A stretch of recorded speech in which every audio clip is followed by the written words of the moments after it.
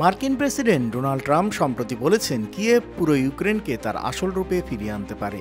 আর তার এই মন্তব্যকে বিশ্লেষকরা রাশিয়ার সাথে চলমান যুদ্ধের বিষয়ে তার অবস্থানের একটি বড় পরিবর্তন হিসেবে দেখছেন। বিশ্লেষকরা বলছেন, সামাজিক যোগাযোগ মাধ্যমে দেওয়া ট্রাম্পের পোস্ট ও জাতিসংঘে দেওয়া ভাষণ একদিকে ইউক্রেনের পক্ষে আশার আলো, আবার অন্যদিকে রাশিয়ার উপর চাপ বৃদ্ধির সংকেত।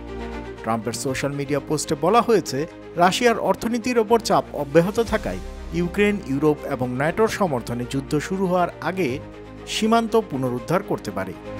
তবে ট্রাম্প নির্দিষ্টভাবে উল্লেখ করেননি ইউক্রেনের কোন অঞ্চল নিয়ে তিনি এই মন্তব্য করেছেন।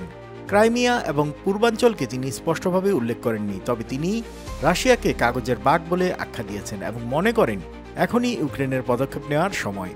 ইতোমধ্যেই ইউক্রেনের প্রেসিডেন্ট ভলোদিমির জেলেনস্কি ট্রাম্পের এই নতুন অবস্থানকে ইতিবাচক সংকেত হিসেবে নিয়েছেন। তিনি মনে করেন যুদ্ধের শেষে মার্কিন যুক্তরাষ্ট্র ইউক্রেনকে নিরাপত্তার নিশ্চয়তা দিতে ইচ্ছুক। জেলেনস্কি বলেন, তবে অস্ত্র, বিমান প্রতিরক্ষা এবং ড্রোন পাওয়ার সম্ভাবনা রয়েছে। ট্রাম্পের এই অবস্থান ইউক্রেনের কৌশলগত আশা বাড়িয়েছে।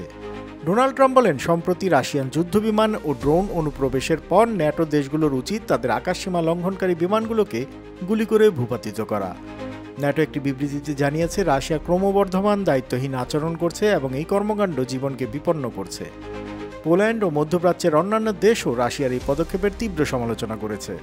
এস্তোনিয়ার বিষয়ে যদিও রাশিয়ার আকাশসীমা লঙ্ঘনের কথা অস্বীকার করেছে, তবে ট্রাম্পের বক্তব্যে ন্যাটো ও ইউরোপীয় মিত্রদের সমর্থন গুরুত্বপূর্ণ। প্রসঙ্গত, ট্রাম্পের ইউক্রেন রাশিয়া নীতি দীর্ঘদিন ধরে পরিবর্তনশীল।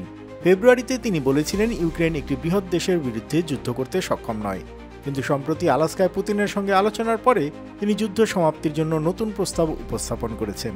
এ প্রস্তাবে ইউক্রেনকে কিছু অঞ্চলে জমি বিনিময় করতে হতে পারে, কিন্তু যুদ্ধবিরতির পথে এগিয়ে যাওয়ার ইঙ্গিত রয়েছে। ডোনাল্ড ট্রাম্পের সাম্প্রতিক মন্তব্যগুলো যুদ্ধের গতি ও আন্তর্জাতিক সমর্থনের ক্ষেত্রে নতুনভাবে ভাবাচ্ছে বিশ্লেষকদের। তারা বলছেন, একদিকে ট্রাম্প বলছেন যুদ্ধ থামানোর কথা, আর অন্যদিকে প্রতিশ্রুতি দিয়েছেন আমেরিকা ন্যাটোর কাছে অস্ত্র সরবরাহ চালিয়ে যাবে। যুদ্ধের অবস্থা যাই হোক, এই মন্তব্যগুলো ইউক্রেনকে কৌশলগতভাবে কিছু আশা দেয়। তবে বিশ্লেষকরা বলছেন, ট্রাম্পের অবস্থান অনুমান করা কঠিন হওয়ায় ভবিষ্যতে কি ঘটবে তা এখনও স্পষ্ট নয়। আন্তর্জাতিক অঙ্গনের সব খবর, আপডেট ও বিশ্লেষণ জানতে সাবস্ক্রাইব করুন বাংলা ফ্লো ইউটিউব চ্যানেল। একই সঙ্গে লাইক, কমেন্ট করে সংযুক্ত থাকুন বাংলা ফ্লো ফেসবুক, ইনস্টাগ্রাম ও টিকটকে।